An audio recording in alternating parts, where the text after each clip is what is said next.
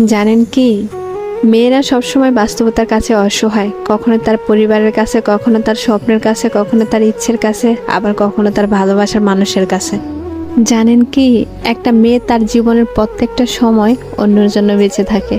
জন্মের পর বাবা মার জন্য, বিয়ের পর স্বামীর জন্য, সন্তান হবার পর সন্তানের জন্য। তাদের জীবনে কোনো চাওয়া পাওয়া থাকে না, যেটা থাকে সেটা হলো সবাইকে নিয়ে বেঁচে থাকার স্বপ্ন।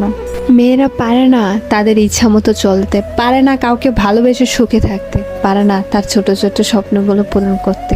যদি বাবা মার কথা মতো চলে তাহলে সে খুব ভালো মেয়ে, আর যদি বাবা মার কথা অবাধ্য করে চলে তাহলে সে খুব খারাপ মেয়ে।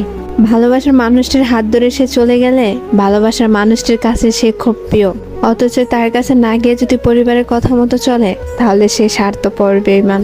শুধুমাত্র একটা মেয়েই জানে এই সমাজে চলতে হলে কত বাস্তবতার সাথে যুদ্ধ করতে হয়। মেয়ে মানে কিছু করার আগে হাজারবার চিন্তা করে করতে হবে এই সমাজ কি বলবে।